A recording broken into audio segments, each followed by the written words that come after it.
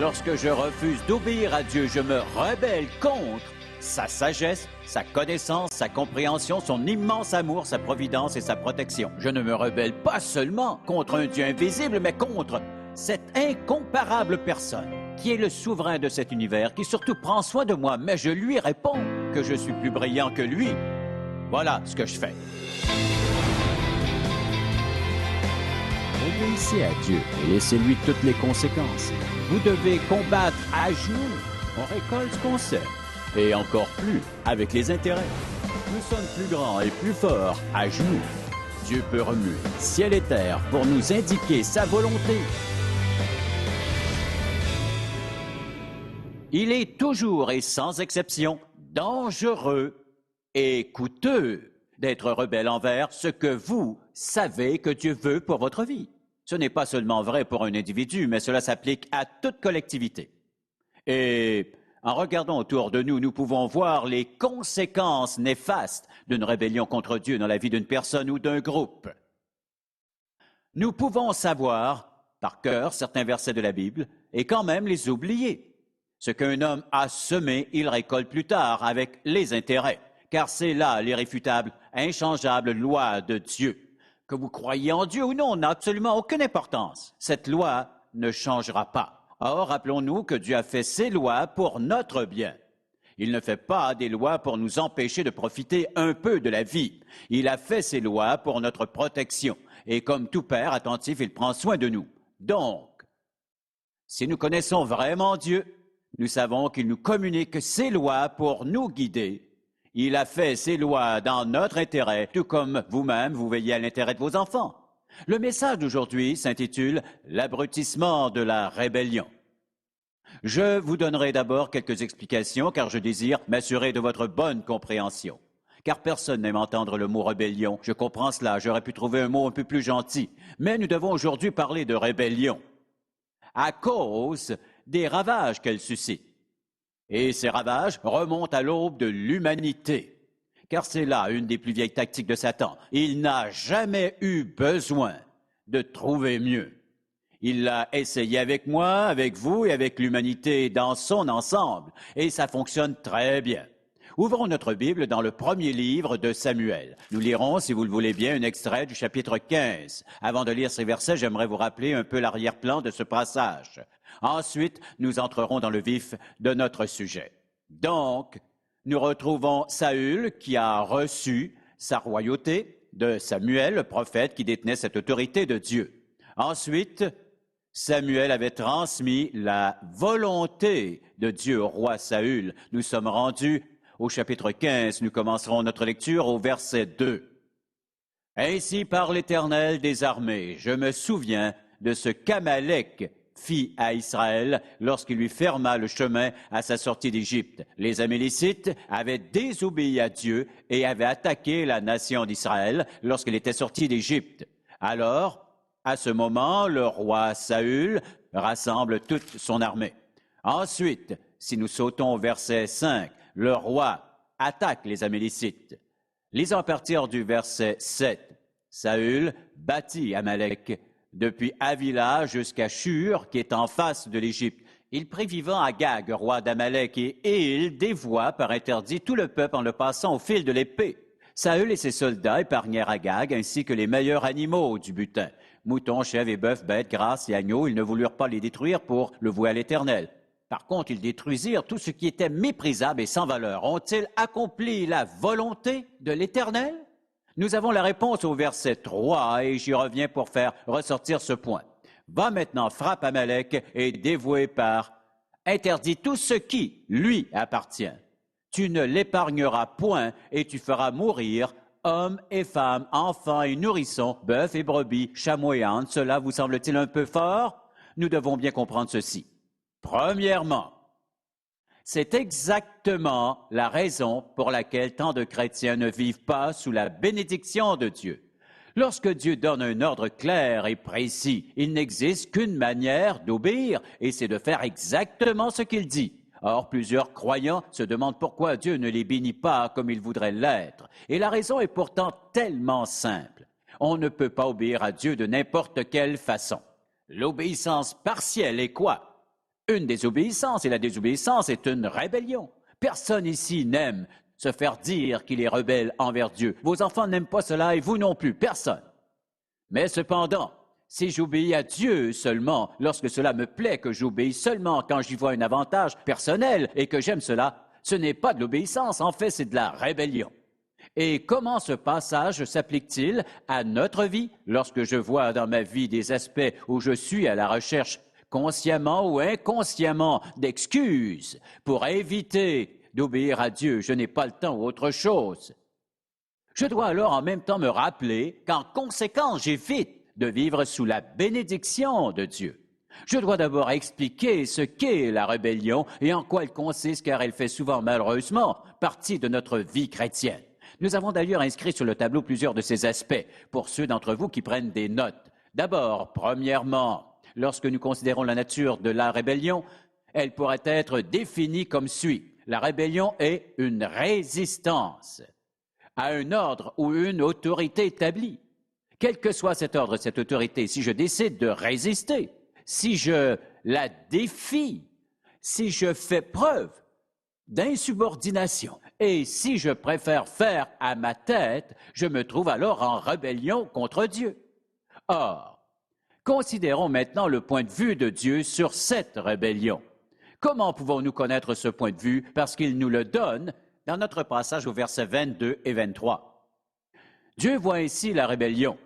L'Éternel trouve-t-il du plaisir dans les holocaustes et les sacrifices comme dans l'obéissance à la voix de l'Éternel? Voici, l'obéissance vaut mieux que les sacrifices et l'observation de sa parole, vaut mieux que la graisse des béliers et tout ce que les gens font pour Dieu.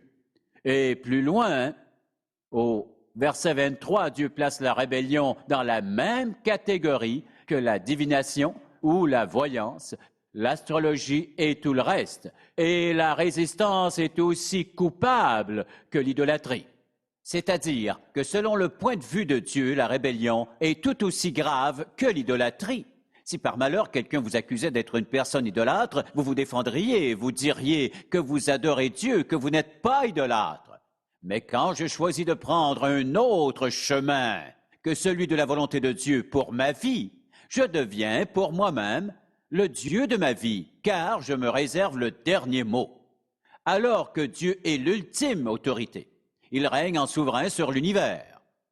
Il a le droit de prendre des décisions pour ma vie. Il est le seul à qui appartiennent toute autorité, toute connaissance. Il comprend tout et ses lois sont faites pour notre bien. Elles ne nous font qu'un tort.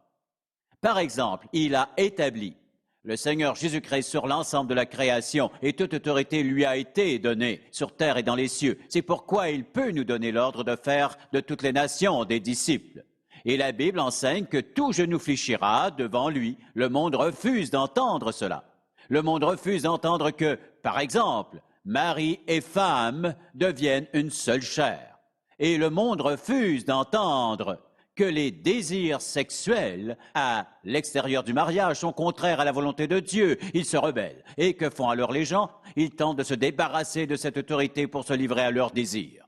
Parce que Dieu constitue l'ultime autorité. Jésus était l'autorité lors de son passage sur terre. Il nous a laissé sa révélation, écrite sur la nature de l'autorité, qui doit ordonner notre vie. En vérité, il s'agit d'un ordre et d'une autorité établis par Dieu pour notre propre bien. Car à la maison, si vous êtes père, vous ne voulez pas d'enfants rebelles. Si vous les aimez, vous voulez leur bien et vous connaissez mieux qu'eux-mêmes ce qu'il y a de bon pour eux. Vous voulez protéger votre fille quand, par exemple, vous ne voulez pas qu'elle sorte habillée de cette manière. Vous avez son intérêt à cœur. Et quand vous dites à votre fils ne fréquente pas cette bande car elle prend de l'alcool et des drogues, c'est dans son propre intérêt. L'authentique autorité qui vient de Dieu favorise la protection et l'ordre.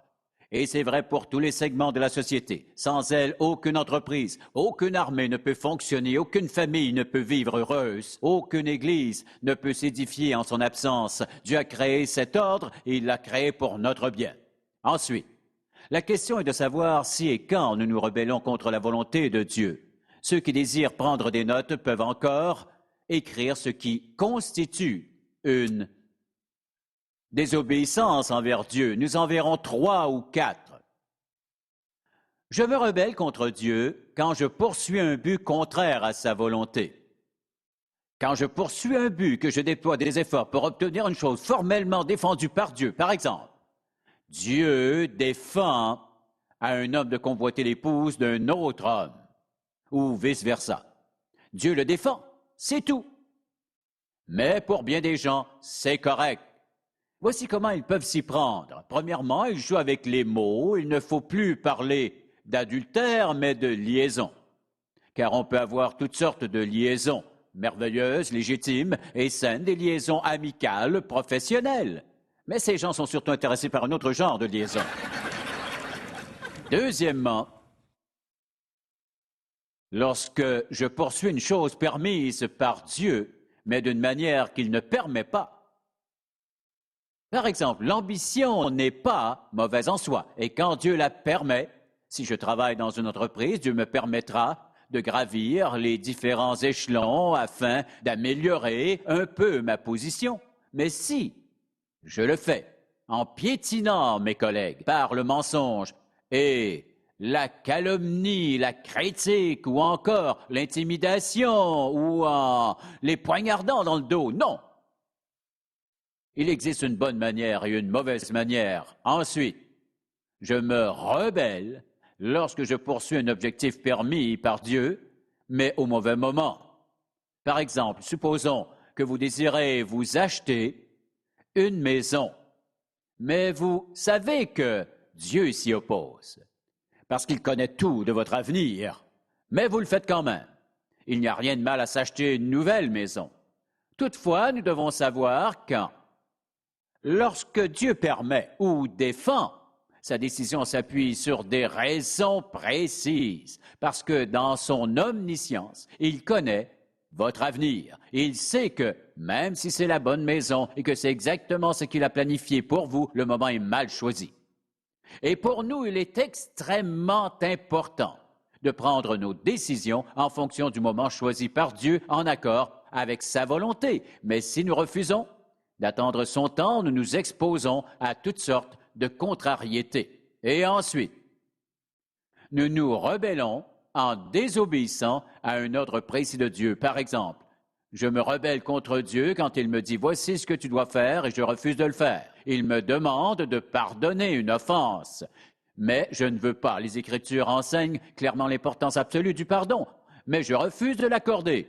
Et alors, les gens vivent avec cette rancune, ils vivent dans l'animosité, la colère et toutes ces émotions dont Dieu veut les soulager. C'est tellement dommage, ils peuvent témoigner, ils peuvent prêcher, ils peuvent faire toutes sortes de belles choses et malgré tous leurs efforts, Dieu ne les bénit jamais.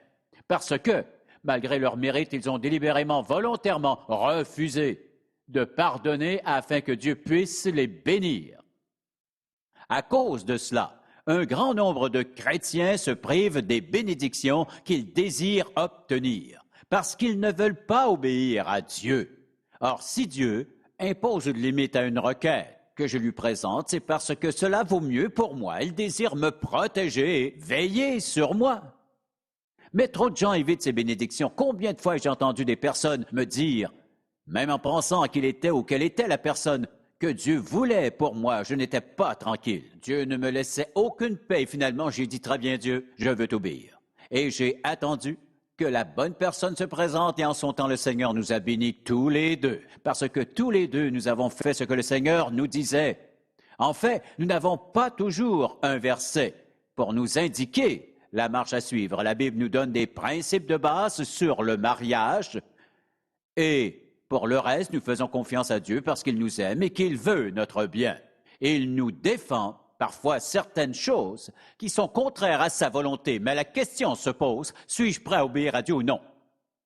Si je préfère refuser de l'écouter, je me rebelle contre sa sagesse, sa connaissance, sa compréhension, son immense amour, sa providence et sa protection. Je ne me rebelle pas seulement contre un Dieu invisible, mais contre cette incomparable personne qui est le souverain de cet univers et qui surtout me protège. Je lui réponds que je suis plus brillant que lui.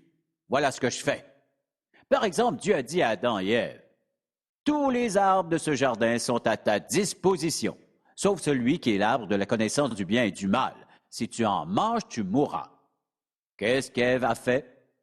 Elle s'est dit, et Adam aussi. Nous savons ce que Dieu a dit. Vient ensuite ce fameux mot « mais ». Ce mot est une source de problème.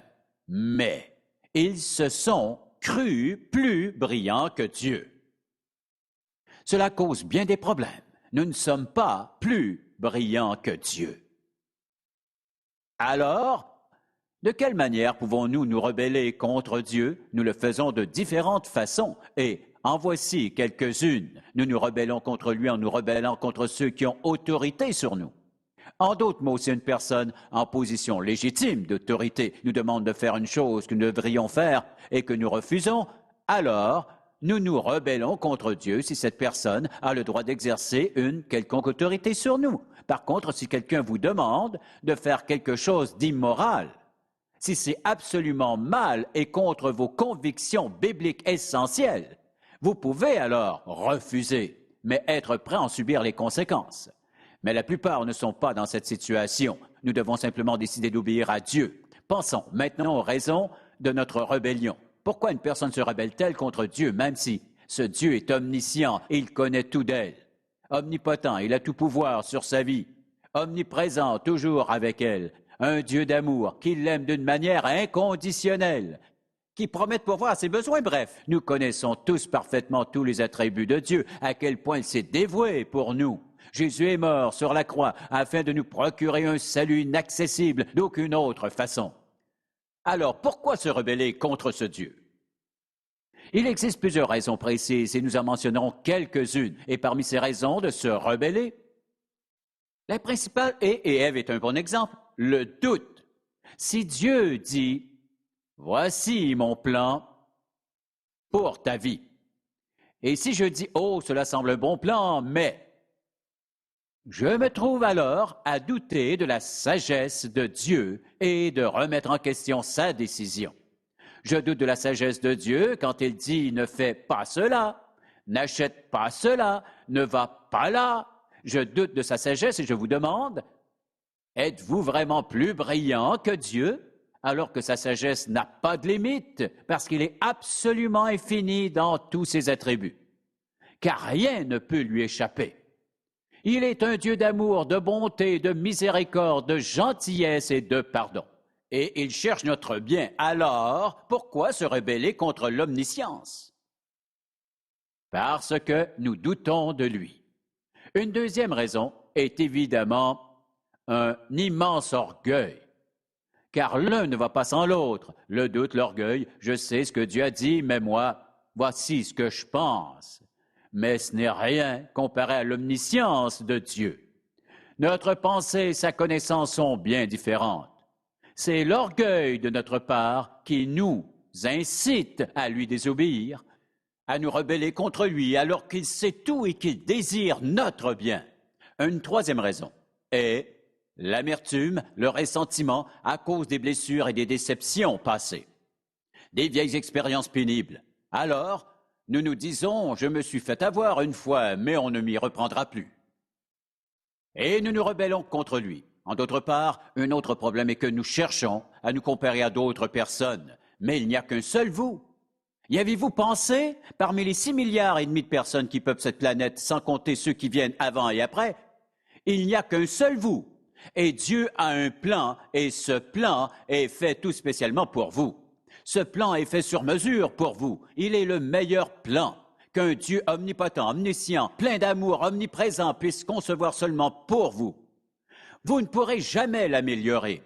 Une autre raison de notre rébellion est notre égoïsme. En d'autres mots, laissez-moi tranquille. N'essaie pas de me dire quoi faire. Je tiens à ma liberté car je suis un libre penseur. Je dois être en mesure de décider de ce que je veux faire, mais vous ne l'êtes pas. Vous vivez dans une société où il existe un ordre et une autorité. Comment penser qu'on peut tout faire, ce qu'on veut? Par exemple, en lisant l'Ancien Testament dans les Juges.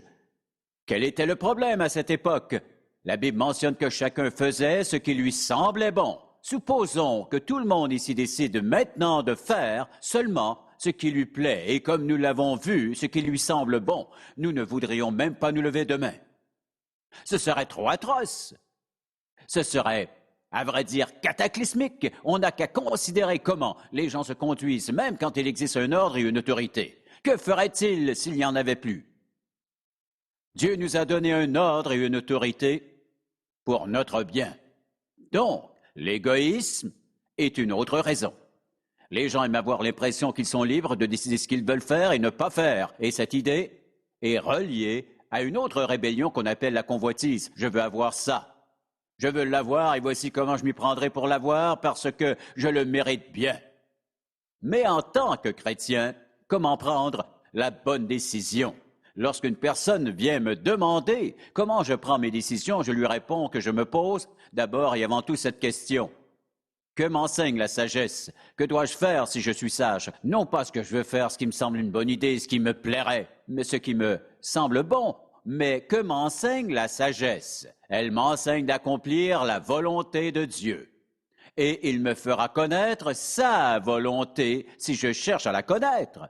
Répondra-t-il immédiatement? Non, mais rappelons-nous de ce détail. Il la fera connaître en son temps. Dieu n'est jamais en retard pour nous montrer quelle est sa volonté. Alors, notre rébellion est rébellion contre la sagesse, la connaissance, la compréhension, l'amour, la providence et tout le reste. Voyons maintenant les conséquences. Nous pouvons en obtenir une idée dans le psaume 107. Nous nous arrêterons un moment pour lire quelques versets dans ce psaume 107. À partir du verset 17, les insensés, par leur conduite coupable et par leurs iniquités, s'étaient rendus malheureux. C'est une première conséquence. Ensuite, leur âme avait en horreur toute nourriture et ils touchaient aux portes de la mort. Dans leur détresse, ils crièrent à l'Éternel, et il les délivra de leur angoisse. Il envoya sa parole, et les guérit, et les fit échapper de la fosse. En d'autres mots, les gens agissent en insensés, en se rebellant contre Dieu. À quoi peuvent-ils s'attendre? Ils se rendent malheureux, malades et meurent. Vous dites que vous connaissez des gens rebelles qui sont pourtant heureux? Vous jugez l'apparence. Savez-vous ce qu'ils ressentent la nuit quand les lumières sont éteintes? Oui, ils peuvent sembler posséder tout ce qu'ils désirent, mais dans leur maison, c'est l'enfer sur terre.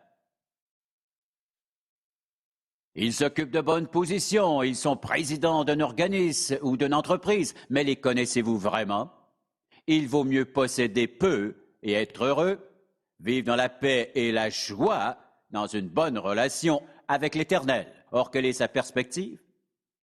Revenons à notre premier passage, à Saül. Que lui est-il arrivé? Premièrement, les Écritures enseignent que l'Esprit de Dieu l'a quitté, ce qui l'a affecté mentalement.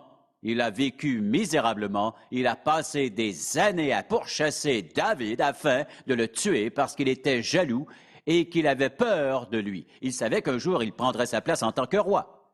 Il a perdu son royaume et il est mort en se battant contre les Philistins. On se rappelle que les flèches l'ont atteint et il s'est suicidé en se jetant sur sa propre épée. Il a tout perdu. Et vers la fin, il n'était plus qu'une épave. Il était le roi.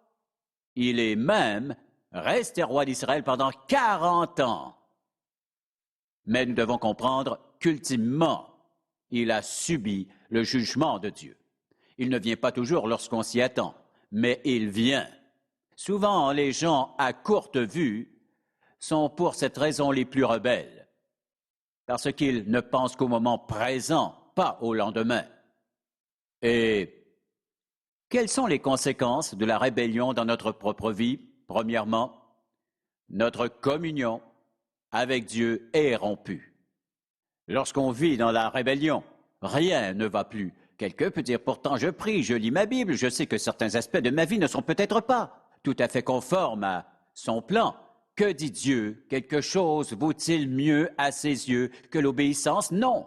Car lire sa Bible, donner son argent, adorer, prêcher, rien de tout ça n'égale ou n'est aussi important que l'obéissance à Dieu. Nous devons bien comprendre que Dieu ne nous demande pas d'être parfaits, nous ne le serons jamais. Mais nous parlons ici d'une désobéissance volontaire. Quand nous savons qu'elle est là, mais que nous refusons d'y remédier. Donc notre communion avec Dieu est interrompue. Nous éprouvons une absence de paix dans notre cœur, une absence de paix, de joie et de satisfaction. Vous savez, si les gens commençaient à se demander, lorsqu'ils se couchent pour dormir la nuit, « Est-ce que j'ai la paix dans mon cœur?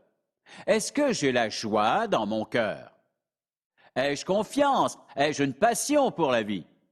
Ou est-ce que je suis inquiet et agité? » Voilà les vraies questions que nous pouvons nous poser. Nous avons le choix entre obéir à Dieu ou faire à notre propre tête et en subir les conséquences. Je veux surtout vous dire que si vous n'avez pas reçu Jésus-Christ comme sauveur, vous êtes présentement en rébellion contre Dieu, en rébellion contre un Dieu qui vous aime, mais qui vous corrigera et qui vous corrige peut-être maintenant et qui un jour vous jugera. Vous serez alors séparés de lui pour toujours. Pour éviter cela, demandez-lui de vous pardonner votre rébellion, de pardonner votre péché, pardonner votre orgueil et votre égoïsme, du fait que vous êtes centré sur vous-même. Pardonnez vos peurs, quelle que soit votre situation. Consacrez-lui votre vie. Appuyez votre requête sur la base de son sacrifice sur la croix. Il vous sauvera de vos péchés. Il viendra dans votre vie pour y vivre à jamais. Il sera pour vous comme un merveilleux Père céleste. Il vivra à l'intérieur de vous par son Saint-Esprit pour vous permettre de devenir la personne qu'il a toujours voulu que vous soyez.